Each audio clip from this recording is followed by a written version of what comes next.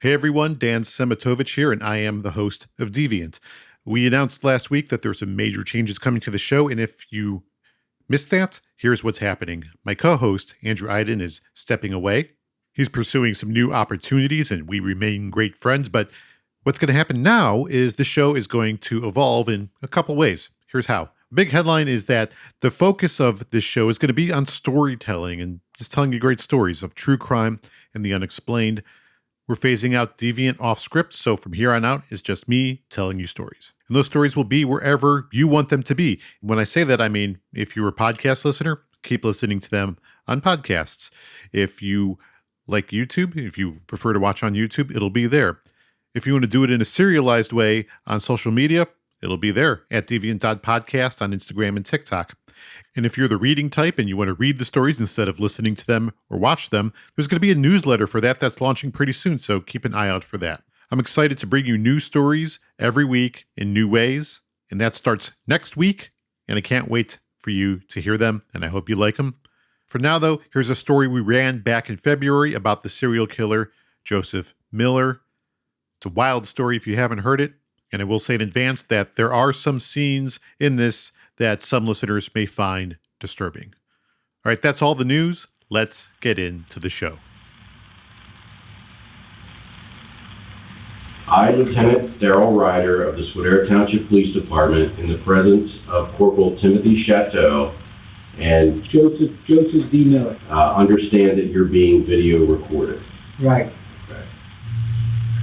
Joey, did you kill all the girls in the landfill? Yeah. So you would be out with them, you'd meet them, be drinking and partying, and what would you tell them? Why would they think you were going? What were they thinking when you took them to the landfill? They was actually thought we went to another bar. At what point did any of the girls realize something was wrong? Did any of them say anything to you when you got there? Like, did they start to figure out something was wrong?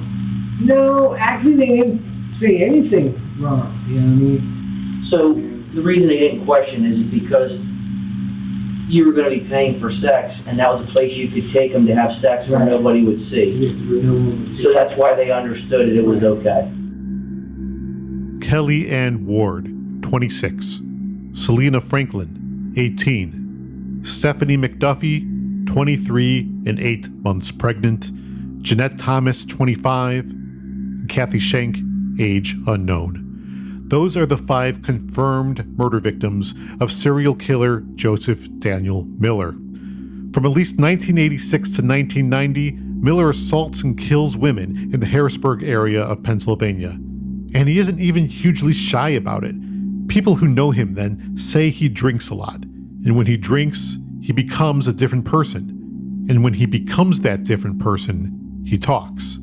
And when he talks, the stories he tells family and friends, the things he says, well, they can't possibly be true, can they?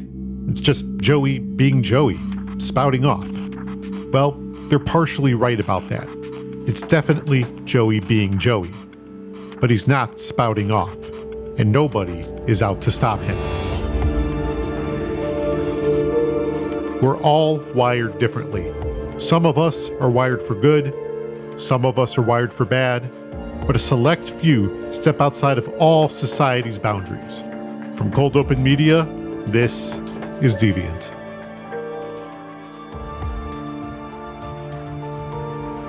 Welcome back to Deviant, where we explore the dark corners of what humans are capable of. I'm Dan Szematowicz, and I'm so happy to be back here telling you stories. And just a reminder, you can find out more about the stories we're telling by checking out our Patreon and our socials. Patreon, deviantpodcast.com. Starts at the free tier, all sorts of pictures and audio and videos that you can watch that'll supplement what you're hearing here. And also social is a great place to check us out too. We're on Instagram and TikTok at deviant.podcast. With all that said, let's get to our exploration of serial killer Joseph Daniel Miller.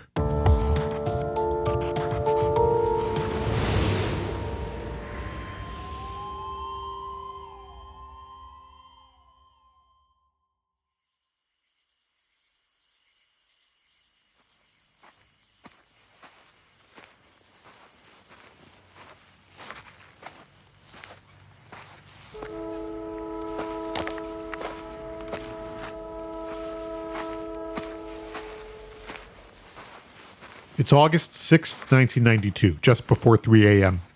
At the time, Conrail is one of the largest railroads in America. They ship freight all over and operate thousands of miles of track. On this night, a Conrail security employee is patrolling the tracks just outside of Harrisburg, Pennsylvania. He stumbles onto a horrific sight. A man is clearly in the middle of sexually assaulting a woman. She's bound, gagged, and lying in a ditch, but she's alive. Her attacker is apparently taking a break to enjoy a beer. The security guard calls the police. The man runs, leaving his car behind, a car containing duct tape, some ropes, a knife. This is where things begin to break down for Joseph Allen Miller. It begins a police investigation that won't take too long to catch up with him and uncover who he really is and the extent of what he's done. But we'll get to that in a bit. Joey Miller isn't one of Pennsylvania's more well-known serial killers, but he is one of its most prolific. I'm John Lucy. I've been a journalist for 35 plus years, most of it based in Harrisburg, where Penn Live is one of the dominant news sources, not only in central PA, where Harrisburg is based, but across the state. John's covered Miller and his crimes for years, and he's going to help us tell this story.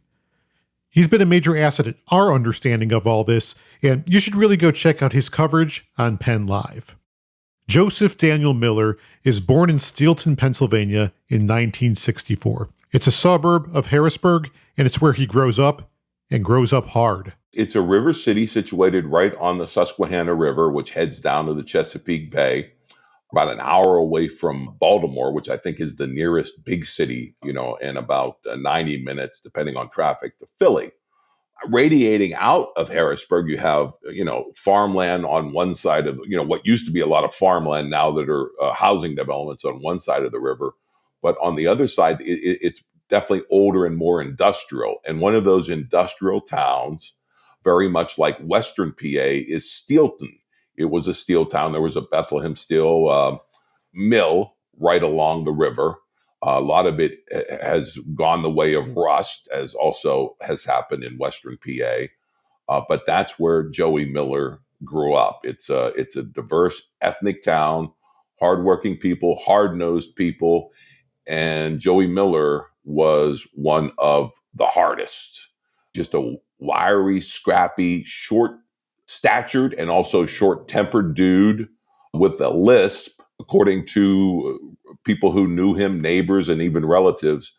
If you throw down with Joey, you're fighting to the death. I mean, he's just relentless, unstoppable, has a violent streak that could have been instilled in him by a sort of a rough upbringing. And then also he got involved in crime early as a juvenile. There was testimony at the trial that he was raped at possibly 14. And then also may have been the subject of some heavy-handed guards as well.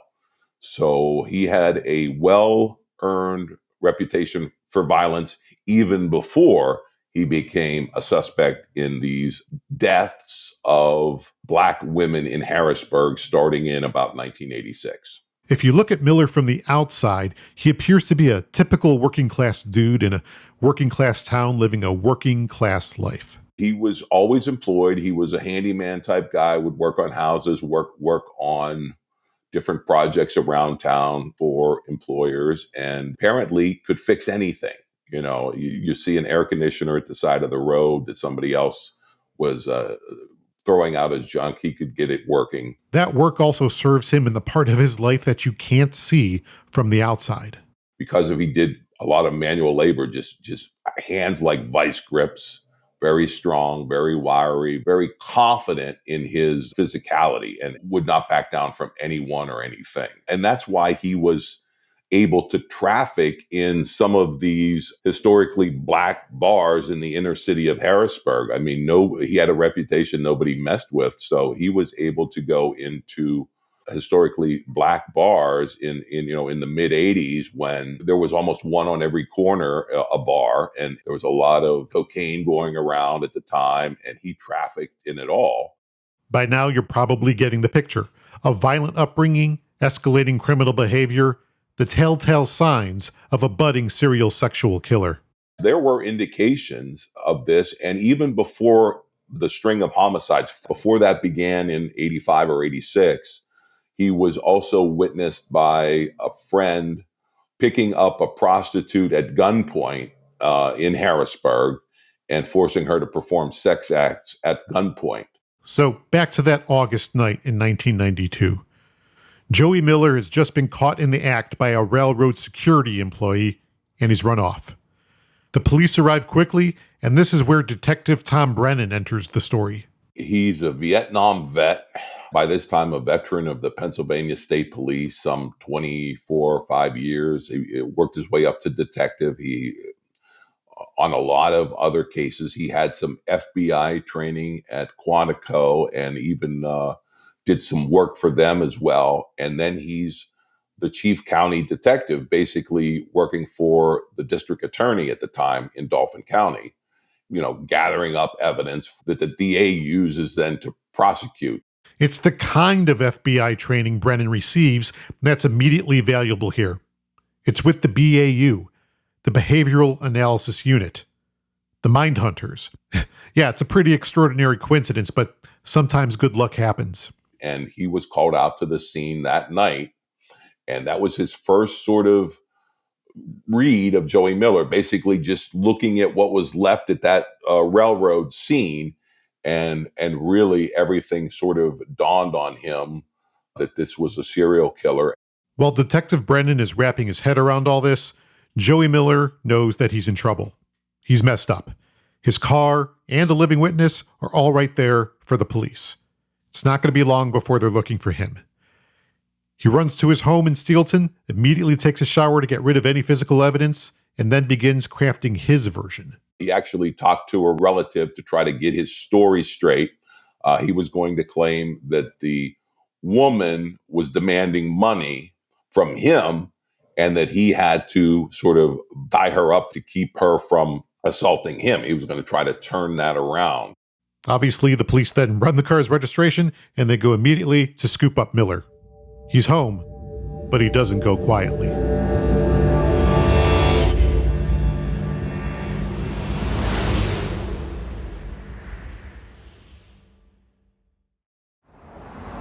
Joseph Miller, known then as Joey, held police at bay for 6 hours from atop a 3-story building. Conrail police had chased him to the location after catching him trying to murder a woman near some railroad tracks. The victim had been bound and gagged. He ended up going up on a roof in Steelton and creating a big scene that he was going to jump. And there were actually people on the street saying, "Hey, why don't you jump?" Detective Brennan is back at the scene near the railroad tracks, continuing to process everything there. He's already getting the picture of who he's dealing with. But the detective who sort of read this guy like a book from the very beginning says, because he wanted to process the scene. There was so much value in processing the scene in terms of down the line, thinking there was going to be more victims. He said, just don't give him anything to eat or drink. He'll come down. It was early August. It was a tar roof. He knew it was going to be hot as hell. And sure enough, Joey Miller did come down when the sun was blazing, and he was arrested without incident later that day. This is when Detective Brennan first encounters Miller. He walks into the room in which he's being held and immediately asserts himself. And then he presented himself to Joey later that day after his arrest. He presented his card and said, "I want to talk to you, but we're going to do this with you waiving your rights properly and all that type of thing. And when you want to talk, I'll be here, but I'm going to get you for all of them." A few days later, Brennan does get a call that Joey wants to talk. They sit down, the tape is running, and Brennan is painstakingly making sure Joey is waiving all of his rights so that when they do get to the meat and potatoes of this, everything is admissible in court. Unfortunately, when Joey makes the first admission, the tape recorder is off because Brennan is doing some of that rights waiver paperwork. And that's when Joey Miller first says, "I can take you to a body." And then he hurriedly gets the tape back rolling again. They say, "Hey, you just said we could go to a body." He eventually leads them to sort of this dump area, which is literally right outside of the city.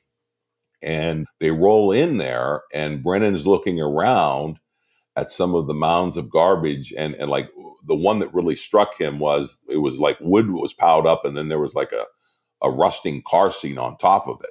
And Joey's kind of pointing at different places and saying there's a body here and a body there.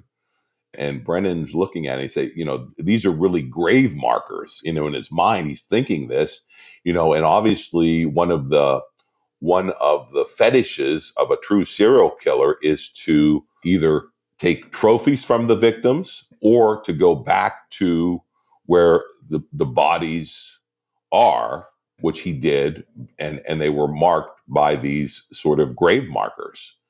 And at that moment, this was late in the day and the sun was falling, and he said, okay, we're going to seal this up and come back the next morning with a full court press of forensics and get to the bottom of this. And that's where Joey pulls his first surprise. This is one thing many serial sexual offenders love to do, especially after they've been caught. Play games, assert dominance, revel in their notoriety, and build their legend. Well, he comes back, and by that point, everything had leaked. It's a media circus. There's all kind of forensics team and state police there, and in addition to the local township police. And basically, they're all set to go. Joey's supposed to be sort of pointing out specifics of things. And he said, well, it was all BS. I just made that up. He recants. And Brennan kind of called his bluff a little bit. On the surface, he gets out of the car and he makes a show that people are leaving.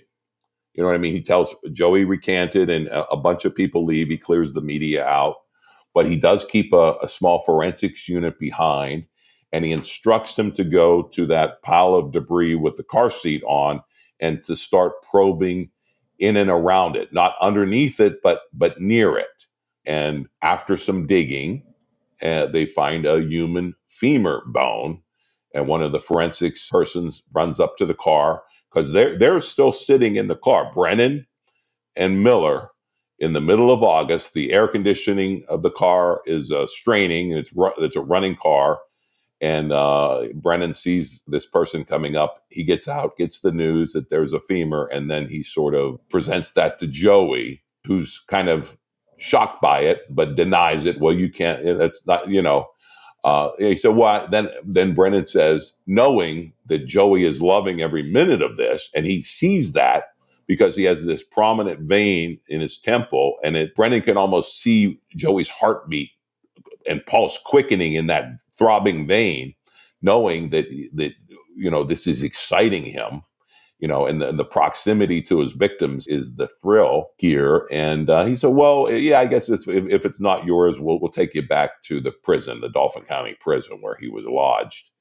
And he goes, no. And so he stays, and at that point, Brennan brings the whole forensics team back. He calls in a pathologist from Allentown. He comes in by helicopter. And it's this big excavation of this dump over the next days, weeks. And eventually they had these interrogations, and slowly, in fits and starts, and weaving his own web of, half-truths mixed with lies, Brennan slowly revealed more and more victims tied to Joey Miller. Over this time, it becomes apparent that this is indeed Joseph Miller's private graveyard. Authorities begin finding more victims. And at that point, they have the remains of 2 victims, one of whom was pregnant at the time of her death. This is the beginning of a massive investigation that will span years. Sometimes Joey's helpful, sometimes he's not. Police are searching for more victims, more connections to Joey. And as they continue to dig, it turns out Joey Miller is standing there in plain sight from the beginning for anybody willing to look, listen, and believe. He was on the police radar as far back as '86. He was seen with one of the victims just prior to her disappearance. He was interviewed by police. One of his relatives was asked to wear a wire because he was also bragging about killing women. And he was also at one point showed up at someone's house asking for a shovel. And when asked why, he said, well, I killed somebody. and he had a bracelet of one of his victims hanging from his rearview mirror of his car. And he would apparently joke with friends and relatives that, well, I mean, all they can prove is that she was in my car. And that victim, where police investigated him, knew that, but they'll never find the body, is what he would tell them.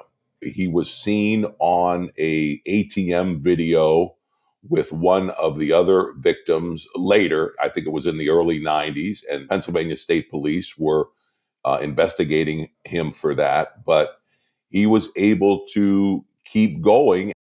The story of Miller and his victims is one that hits themes that are starting to become common in the stories we tell about serial killers.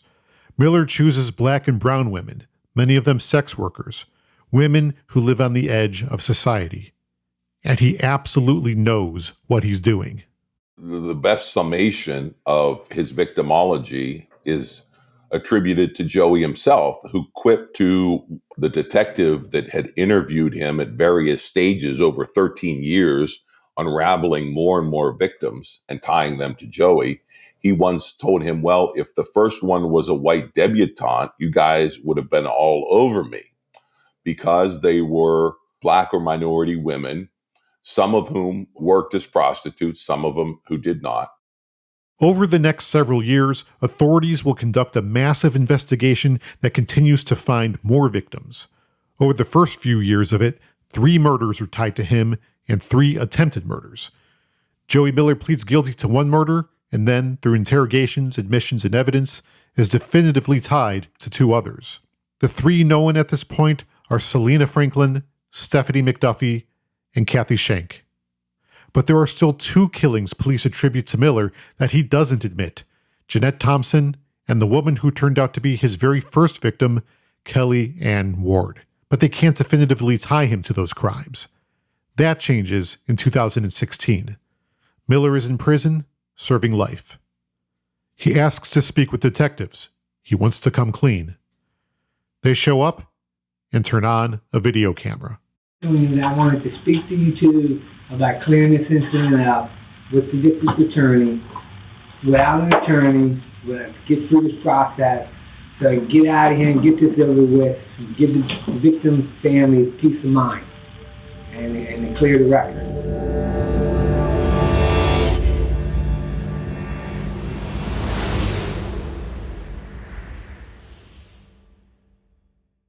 It's 2016 and Joseph Miller is in prison for life. He's the confirmed killer of 3 women and is ready to confess to 2 more, Kelly Ann Ward and Jeanette Thompson. Police give him his choice of who to start with, and you can tell that Miller, he has an opinion and is eager to relive this. So, do you have one that you prefer to talk about first, or? We can talk about Jeanette Thompson first if you want. Okay. Jeanette goes missing in January of 1990. She's last seen leaving a bar with a man. The man turns out to be Joseph Miller, and he picks up the story from here. There are portions of what you're about to hear that can be a difficult listen. And as you're listening, keep in mind that serial killers are pathological liars, so don't take his word for his motivations and detailed actions. I know I met her in the bar. There was a Stilton bar across from the firehouse. There used to be a club over there. And from there, we went out drinking. Then we went up to by the landfill. We had sex and stuff. And then we kind of got into an argument. And one thing led to another. And I ended up killing her. Now, when you said that you had sex, were you paying for the sex? Was she a prostitute? No, actually it was consensual sex. What was he arguing about? It had something to do with something stupid over money. And I was pretty wasted that night. And one thing led to another. She stalked me, and then I got pissed off, and I just hit her. I think I hit her with an old tire iron or something in the head. Was that something that you found there? Yeah, it was laying in the landfill. What happened when you hit her with the tire iron in the head? She just fell down. She didn't get back up. So then I figured she was dead, so I just dragged her body over by a lake bed and just covered it up with leaves and stuff. I know from being involved in some of your incidents before that sometimes you would go back and you would visit the crime scene. Right. With her, did you ever go back to the scene at all where you had placed her body? No, I don't think I ever did go back. So, I might have walked through just to see if the body was ever discovered or something. I think it was discovered, and I never went back again. Did you know before you left with her that you were going to kill her? No, I didn't actually know that I was going to do that. It just happened, you know what I mean? It was the heat of the moment when she smacked me and I got pissed off after we had sex and stuff. And then she just, I forget what even we were arguing about. It had to do with money or something. And then she smacked me and I got pissed off. And I just picked up, there was a piece of metal object lying there and I picked it up and I hit her with it in the head. How many times did you hit her, Joe? I think maybe 2 or 3 times. Did you hit her after she fell into the ground? Yeah. Yeah. Was she crying or screaming or anything? No, actually she didn't scream or anything. So I guess she was unconscious, I guess. So you hit her a few times just to make sure she was dead? Yeah. So, and that's basically all I remember about that one. When you placed her down in the landfill, is that why then you decided to place Selena Franklin and McDuffie in the same area because it was... Well, actually, Selena McDuffie was the first one I put in the landfill. Okay. And then it was Selena, and then it was Selena and then McDuffie, and then I couldn't forget her name. The other one. Now that he's confessed to killing Jeanette, the conversation turns to Kelly Ann Ward. Kelly is Joey Miller's very first known murder victim. She disappears in 1986. Her remains are found in 1997 by a road crew, but it isn't until 2014 that she's identified. Watching the tape, you can tell that the opportunity to relive this, his first murder, it's special to him. You can hear it in his voice. Again, this can be difficult to listen to. I met Anna Ward uptown, but it was in the uptown area. Where did you meet her at uptown? Was it at a bar or on the street? Yeah, it was a bar on the corner. I remember it was late at night. I met her, and... Well, what happened after you met her? I met her, we hung out for a little bit, and then she wanted some money, so I went that night to my brother-in-law's house to try to get some money from her. And... She wanted money for sex? Yeah. Right. So then I gave her the money, and then we went out, we partied a little more, and then we ended up at the landfill. And then we had sex, and then she wasn't satisfied with the money I gave her. And then she started talking about she wanted more money, and then I thought I didn't have any more. And then we got into a heated argument, and I was like, oh. And one thing led to another. You need to be a little bit more specific than that. Okay, well, I was already mad about the fact that she wanted more money after we agreed on, you know what I mean, 25 that I already gave her. And she wanted more money, and she talked about she's going to tell the cops that I raped her, and did this, did that. So then I just killed her. How did you kill her? It was a piece of pipe object. Was that the piece of pipe that Brennan showed you up at Smithfield? Yeah. Joey, how many times did you hit her with the pipe? A couple times, I think. Now, did she fall down after you hit her the first time? No, actually, she didn't fall down the first time, so I hit her a couple more times. Where did you hit her? What part of her in the body? head. And when she went down to the ground, did you hit her again? Yeah, a couple more times just to make sure she was dead. Yeah. We found tires set up near the body. Did you set those up? Yeah, there was tires, yeah, and a bunch of like wood and debris and stuff. Why did you set the tires up there so you knew try to hide the body, try to, you know what I mean, figure then nobody gonna come to, you know what I mean, like old tires and stuff. Did you go back and visit that body at all after you moved it from the landfill? Yeah, I did. Yeah, just to make sure no one found it. Joey says that this is all that there is to tell, that there are no other victims out there. Police, including Detective Tom Brennan, believe to this day that he's lying. While there's nothing publicly known that definitively ties him to other killings, there is one telling piece of evidence that police ask him about. Back in 1992, when Miller is arrested, police make an interesting find.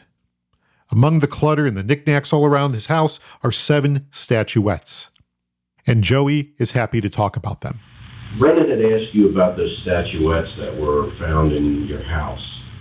When What? the statuettes that were found in your house, there were 7 of those, and we have 7 victims here in Dauphin County. Was one for each victim? Yeah. Actually, it was like, more like a spiritual thing. You know what I mean? To keep the, because I used to have bad nightmares and stuff, you know what I mean? You know what I mean? So I try to ward off the spirit. Oh, okay. That's basically, that's what that was. When police say 7 victims here, they mean the 5 murdered women and the 2 who survived. But the big question here is, what if those 2 extra statuettes weren't for the survivors? Again, Joey says that all his murders are accounted for, but police don't buy it.